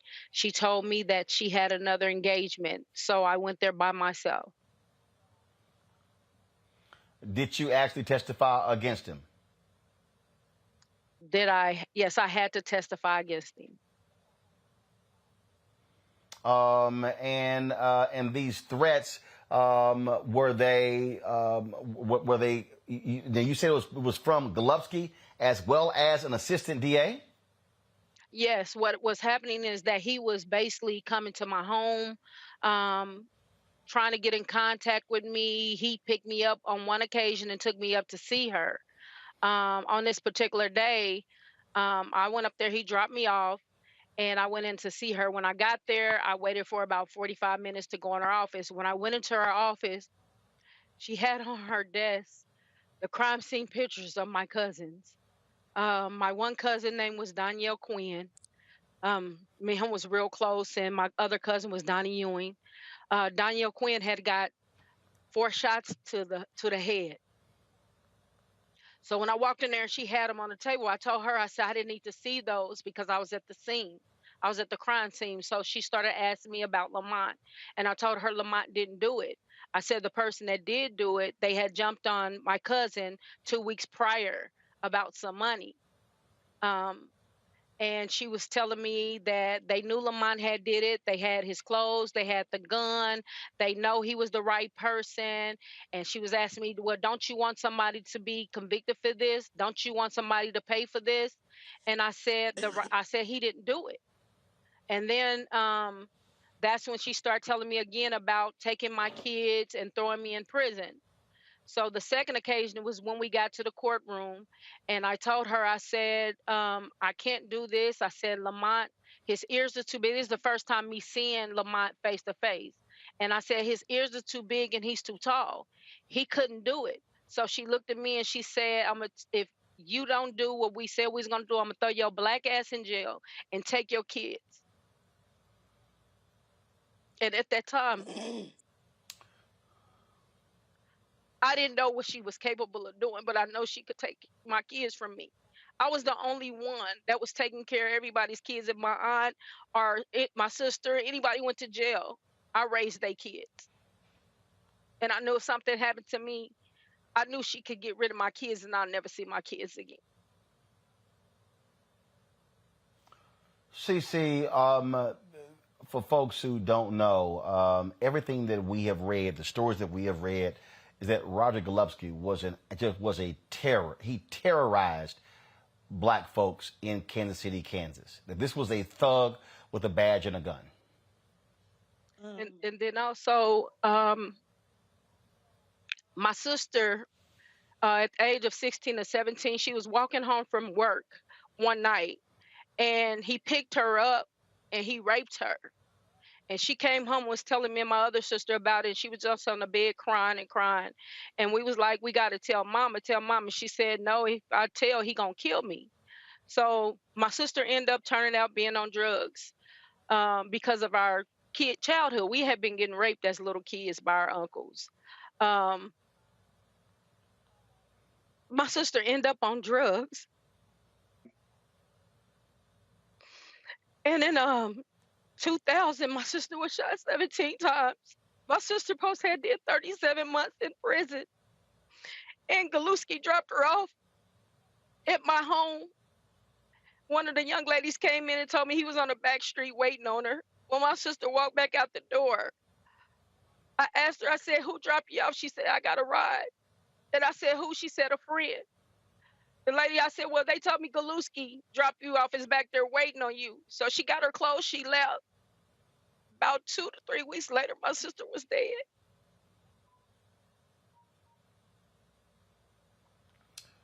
CC, the stories that we have heard, not just right now, but from others, is just beyond horrible about what this cop has done for years. Absolutely. Absolutely. I've heard more stories, and I simply just shared Rhonda Tribune's picture. But I have to put into context that Miss Nico about the district attorney, or not the district attorney, the prosecutor, because Officer Golubski's partner, who Laura McDonald mentioned, went on to be the police chief.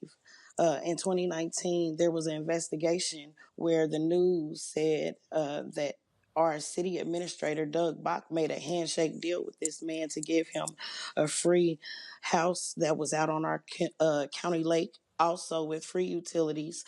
They paid him to live there, also while paying him to be the police chief.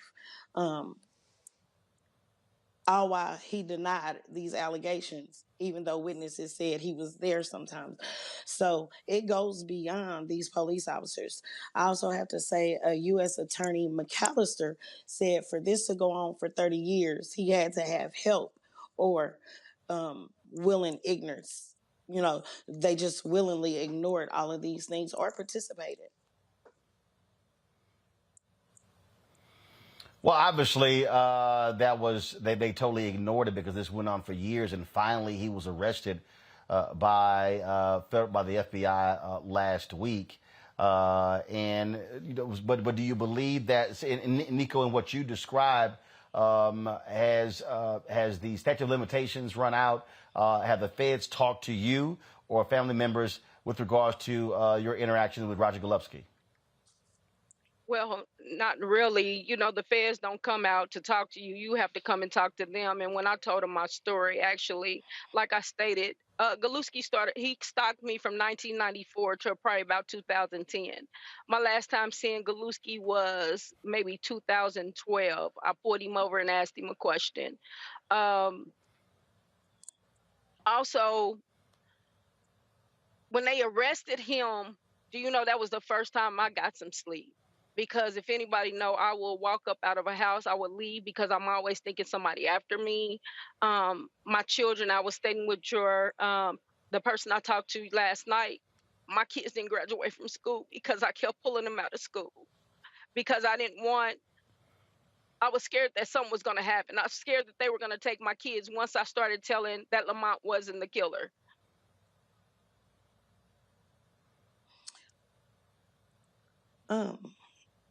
Cece, go ahead. So he has a victimology, you know, that I don't know if they're investigating or not, because again, and you mentioned he had assaulted women. One of his victims, who he is going to on trial for, he started having sex with her at 13 and stopped when she was 18. So this is not just women; these were also children involved. But there's missing women who have never been found, and I just want to name a couple: Dorothy Cooper, and they all had something in common. They had red nails, red clothing, something. Dorothy Cooper was found. She had red nails on one hand because they had cut off her other one, and a red earring. Kelly Fant has never been found, but several people know that she had some type of connection with Mr. Golubski. Rhonda Tribune Easley was found 6 minutes from his known address and 7 to 8 minutes from his mother's address. Also, Miss Bassett, who was found in 2021, was also found 6 minutes from Mr. Golubski's known address and 7 minutes from his mother's address, which he was both known to occupy. Also, we heard of Stacey Quinn's story. She also was found with red items of some sort and was known. All of these women were known to either be harassed by him or have some type of relationship with him. And they either missing or completely dead or found dead. And also, Roland, my sister called. Yes. My sister called my mom the night that she had passed away. I had seen my sister that Friday, I believe, and she had told me that she loved me. My sister had called my mom that night that she was killed, maybe about 9 or 10 o'clock, my mom said, and asked her for $100. She told her she didn't have any money. She told my mom, well, that she loved her and that would be her last time talking to her. She called about 9 or 10. My sister was killed about 2 or 3 o'clock in the morning. And the crazy thing about it is that this so-called prosecutor, she was at the crime scene. I've never heard of that before. I had people come to me and tell me that my sister was talking when they seen her, because so many people seen this incident, and they said it was a white man with a long ponytail and a trench coat that killed my sister. They arrested a black 25-year-old man. My sister was shot center mass. She was shot in her heart, her lung, her kidneys. She had 17 bullets.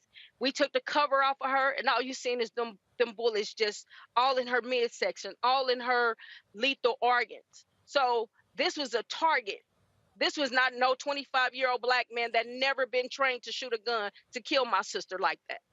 And that's not the only one. She's not the only one. I've seen Monique Allen leave my house. She had Golubski's car. She called him to pick her up. She got killed the next day. Rhonda Tribute walked off my porch to go get in the car with him, and she got killed, and they found her body the next day. So this is just customary for him, because he already knew that he was going to get away with what he done. He only did it where he knew he can get away with it. He did it where he was comfortable at. And he also told police, who you going to, when he told his victims, who are you going to tell? Oh, you going to call the police? I am the police. Who does that? Well, we certainly hope with him being arrested that more will be uncovered by the Department of Justice as they continue this case. We thank you, CC Mank, as well as Nico Quinn, for sharing your thoughts with us. Yes, sir. Thank you so very much. Nice. Thank you for having us. Toron and Robin, I want to bring you in, and that is in this here. Sorry, Toron and Randy, I'm sorry. And that is, I think about the case out of Oklahoma City, where several black women were raped by a cop there. Folks who prey on individuals who believe that they have nowhere to turn. And what's amazing is that it's the investigation that was done by news media. I mean, this dude was well known, and folks had talked about it for years, yet he avoided prosecution all of these years, Randy. That is what's crazy to me.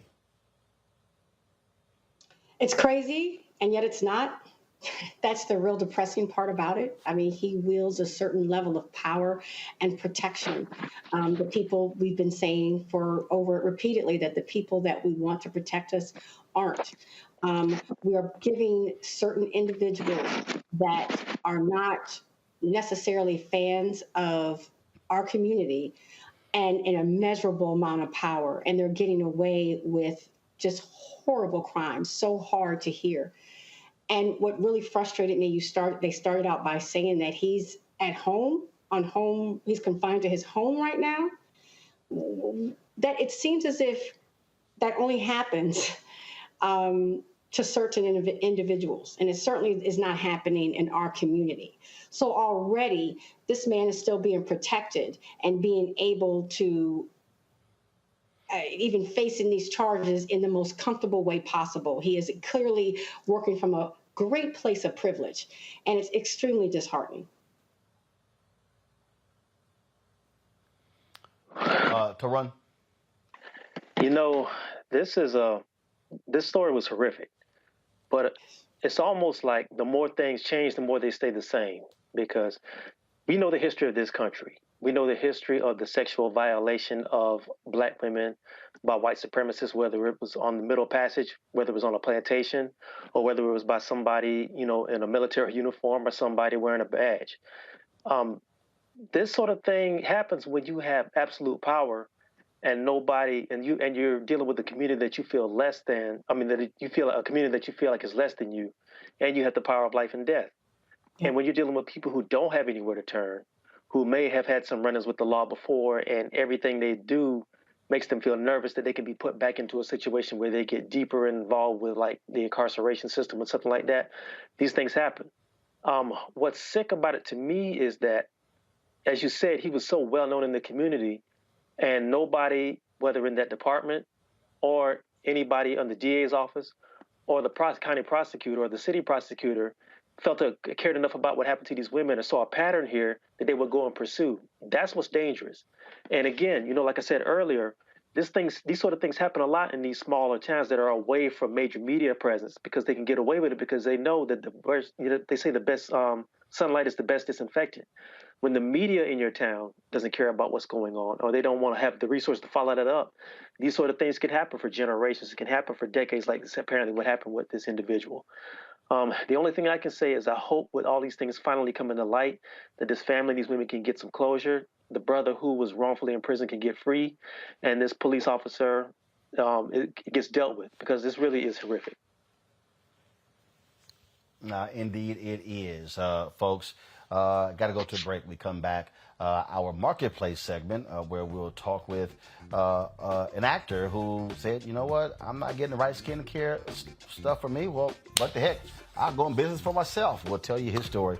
When we come back, Roland Martin Unfiltered, streaming live on the Black Star Network. Please download the Black Star Network app. Available on all platforms: Apple phone, Apple TV, Android TV, Roku, Amazon Fire TV, Xbox One, Samsung Smart TV. You can join our Bring the Funk fan club. All your dollars make it possible for us to do what we do. See and check in money orders to P.O. Box 57196, Washington, D.C. 20037-0196. Cash App, $RM Unfiltered. PayPal is R Martin Unfiltered.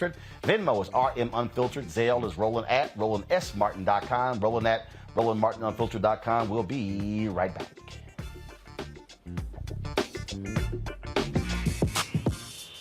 When we invest in ourselves, our glow, our vision, our vibe, we all shine.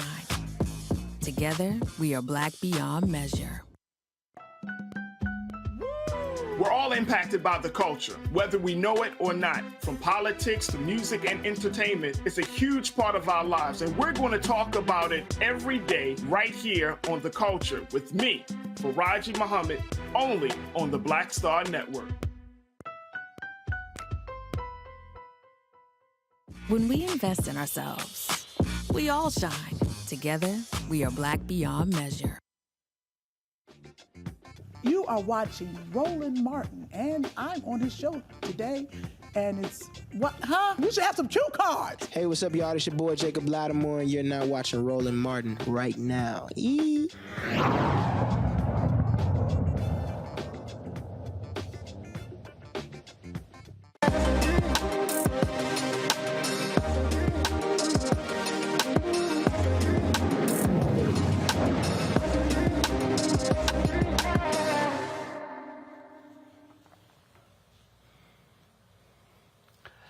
All right, folks, talk to African Americans who are models, who are actors, actresses, even folks in television. They'll tell you, man, it is hard being black. You got folks who can't do black hair. You even got folks who, when it comes to their skin, the right skincare products, they run into all sorts of issues. My next guest was one of those folks.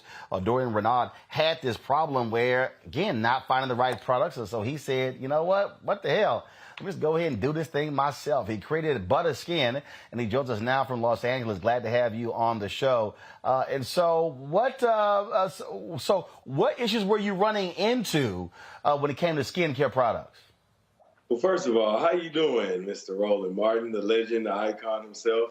And, you know, I see black don't crack your way, but, you know, I do tell people all the time that black does crack, you know, in many ways. You got to take care of your skin. Oftentimes, I think in the black community, you know, we weren't really educated, you know, like other communities to take care of our skin. I grew up in a barbershop. My dad owned a barbershop, so self-care was always really important to me. And so when I started struggling with my skin, I found a regimen that worked for me. It was shea butter off the streets of Harlem. It was a gentle cleanser, and it was a vitamin C serum. And so my skin really started clearing up. And, you know, some of the things that we struggle with as black people, like hyperpigmentation, dark spots, you know, dark circles under your eyes, I noticed they weren't really being addressed by some of the white counterparts in the business. And so I brought butter to the streets in 2018, and now we are here with so many butter lovers, and, you know, we're available in, you know, over 7 to 8 retailers here in the States. And I take it that now, first of all, somebody is probably watching going, well, I'm not quite understanding what these products have to do with you being an actor or a model. Well, explain that. Well, I mean, I started off in the business at about 19. I was modeling and I did a show on BET called College Hill before I started my acting career. And, it was a little bit of vanity. I wanted to appear how I had appeared on television. I was insecure about my skin. And I would notice the dark spots on my skin a little bit more because, when I was in front of the camera, they would put makeup on me. And so many Black men were reaching out, once my skin kind of started healing itself. And I started seeing a dermatologist, of course, using the right products. I realized they were reaching out and somewhat embarrassed about, some of the skincare problems that they had. And, I wanted to show that skincare wasn't demasculating, for one, and it is for everybody. And we put products and ingredients in our products, I should say, that are strictly for melanated, enriched skin. So, I think, we found solutions and we listen to our customers. And so, when they tell us that they're having problems with certain things, we try to address them. Let's go to my folks, my guests. Let's see here. Randy, I'll start with you. I'm excited. I'm excited about this butter. I don't even like the name of it. And you got some. I want to be a butter lover. That's right. Well, we'll continue. And it is true. Like we never learn to protect our skin as some of our white counterparts, even when it comes to like sunscreen and how we address how much we will, hyperpigmentate instead of our hypopigmentate. One or the other. We get the dark spots that is not often not addressed. So, bravo to you, brother. And I definitely gonna check it out. Thank you so much. Tarun. Yes, sir. I'd like to ask you about go ahead. What process did you go through to put these formulas together to specifically address some of the issues that Black skin deals with? Well, I started with the roots of what we use, and that's thick products. I remember my grandmother using things like Vaseline and butters. And so we get our butter directly from Ghana, Africa. It was really important for me to import it directly from Ghana. So we whip it down in Florida, and I work with a chemist. So I spent a lot of time down in the lab in Florida, learning about different chemicals, learning about different ingredients that work for our skin. And we develop each formula hands-on with the lab. And, we are always evolving into learning about new things that can help our skin types. For me, it was shea butter, and then we started expanding into other different types of butter. And so learning the benefits of butter and serums like the vitamin C serum, which, I was using the serum because I was here in Hollywood and I was an actor and, I had access to those things. But I realized that the general population and a lot of Black people didn't know how much serums could really help your skin. And so I wanted to put that in my kit so that I can introduce the world and, my world, I should say, and that was young Black people and people in my community to, how to keep your skin looking healthy and how to put vitamins in your skin like you do in your body. Great, by the way, man. Where are you? First of all, you're talking about getting products from Ghana. Now, where are you putting? Where are they manufactured? In terms of who you're working with on that. We manufacture in Florida, so I spend a lot of my time at the lab. We own our own lab, which is amazing because I'm able to go in and doctor up things in a short amount of time or make adjustments. But we're in Fort Myers, Florida, and so I spend a lot of time out there with the chemists and, working really hard. And there's so many, emerging Black brands coming out now and celebrity brands. And I admire all of them, but I encourage people that are getting into this space to learn as much as you can about the skincare business, learn as much as you can about formulas. You go through testing and FDA approval and all these different things.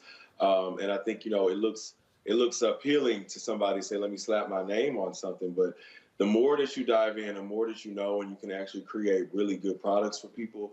And it's nothing wrong with white labeling, but what I love about butter is that we are original and we make all of our products from scratch. And I'm able to see the process take place. And you're absolutely right. First of all, I mean, this business has exploded over the last several years. I mean, I just know of so many different people who are creating skincare lines because people are just spending a lot of money on this. And so what are you also doing to stand out? You talk about being in 8 retail locations. What are your also marketing plans moving forward? Well, you know, I try to add real story to butter. So not only is butter a skincare brand, but it's a lifestyle. You know, we try to, you know, keep the audience entertained with our campaigns. We're community-based, so we do a lot of things in the community. And I think that our stuff is just good. You know, it's really good. You know, you can have a lot of products out there, but if your stuff isn't good, then, you know, I don't think that, you know, people will be returning. And so, you know, we started off as a word of mouth company, and although we're able to, you know, enhance how we see beauty, you know, through our eyes, you know, the stuff is amazing and the reviews don't lie. So I think a lot of people out there, you know, they tend to put their name on something. They don't really know what's in the products. You know, I know everything in my products are good, natural, and, you know, people really love butter, and it's working for them. I love the fact that tell folks whether. Yeah, I was just going to say, I love the fact that he go ahead. Getting the shea butter directly from Ghana. You know, last time I was in Ghana, and I actually was looking at the shea butter and who was taking most of it and making dollars out of, you know, the richness of our motherland. And it's not us. It wasn't us. And so I'm really happy to see that your company there's a connection there. That makes me feel really good about the product. Oh, absolutely. I mean, it was important, you know, to enhance the economy where you can get that from, you know. And when I was getting ready to start formulating, I said, look, can we get it directly from Africa? And, you know, that was my first thought, because when I would get it in New York, when I would travel to New York doing my modeling trips and stuff, you know, it would come in this big block, you know, real shea butter that you could only get, you know, at certain markets directly from Africa. And I would melt it down and put scents in it and make my own little concoction. And, you know, I always say I did not create shea butter whatsoever, but we whip our shea butter so fine down and so nicely. And then you pair that shea butter with our vitamin C serum and a cleanser, and you have a perfect skincare routine. It's easy. And I tell people, you don't have to put so many things on your face. And the minute that I stopped being so hard on my skin and being a little bit more gentle on my skin and easier on my skin, it really started to heal. So, you know, I think the same goes for our bodies. You have to take care of your skin the same way. All right, then. Tell folks where they can get butter skin. They can get butter skin at Ulta Beauty, Macy's, Nordstrom's, JCPenney, Saks Fifth Avenue is coming soon. And we have a few other retailers, but go to butterskin.com. Check us out on social media so you can find out how to use the product. Check us out.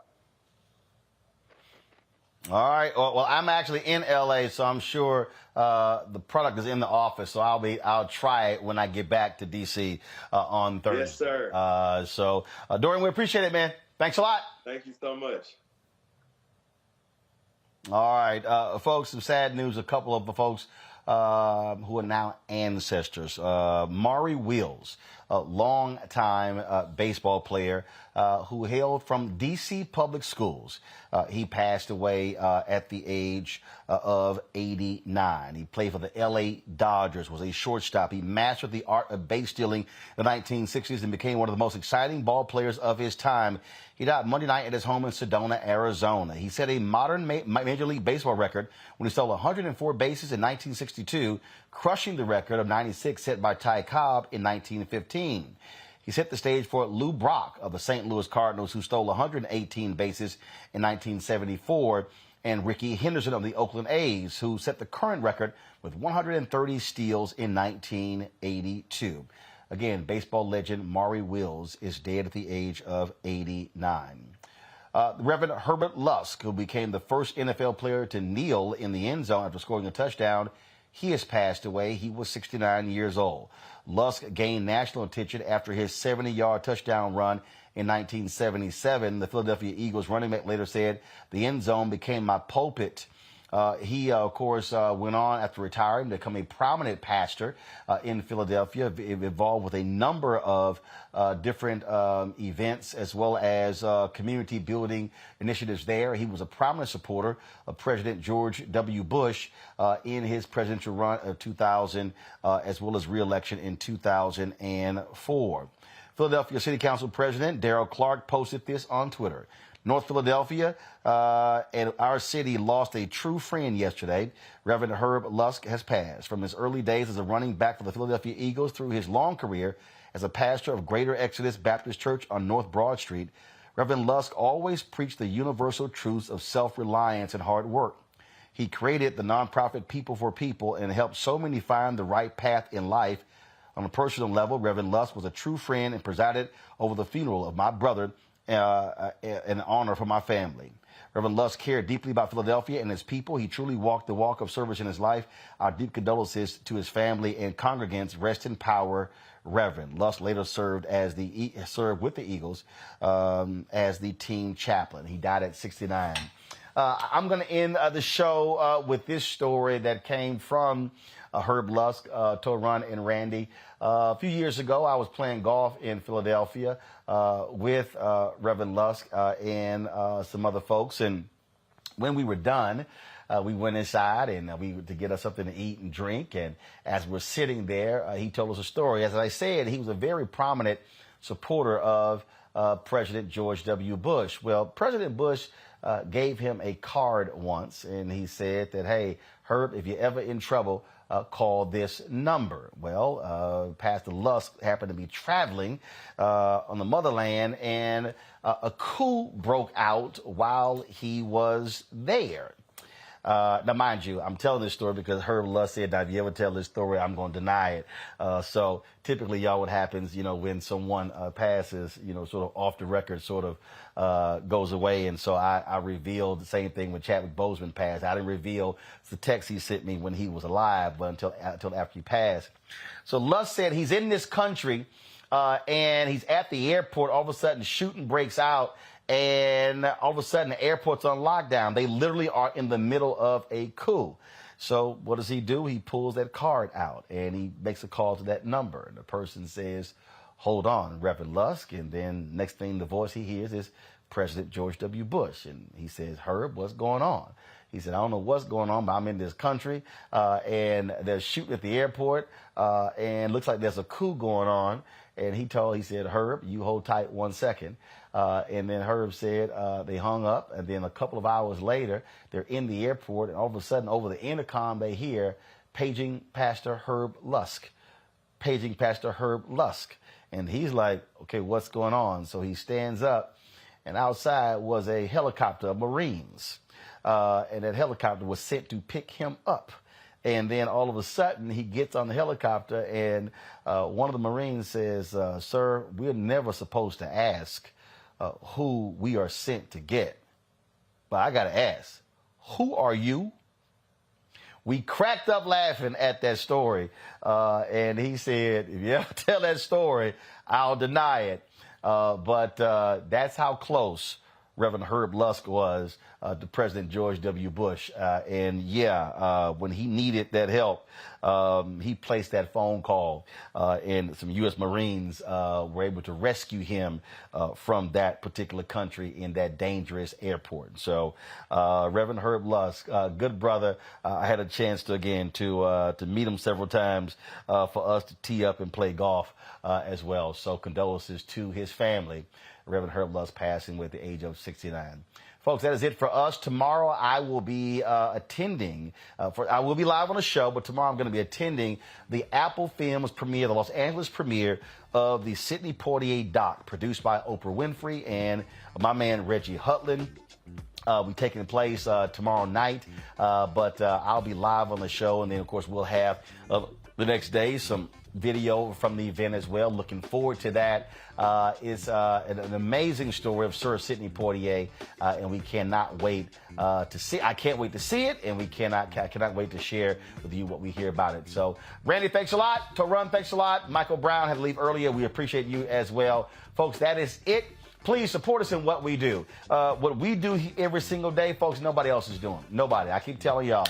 Byron Allen's not doing it. Black Enterprise is not doing it. Essence is not doing it. Blavity is not doing it. Ebony is not doing it. The content that we have every single day on this show is unmatched. Not just this show, but the 2-hour show with Farajii Muhammad. Then, of course, you have Dr. Greg Carr. You have Deborah Owens, Reverend Dr. Jackie Hood Martin, Stephanie Humphrey. We got Rolling with Roland. We got other shows that we are got in development right now, folks.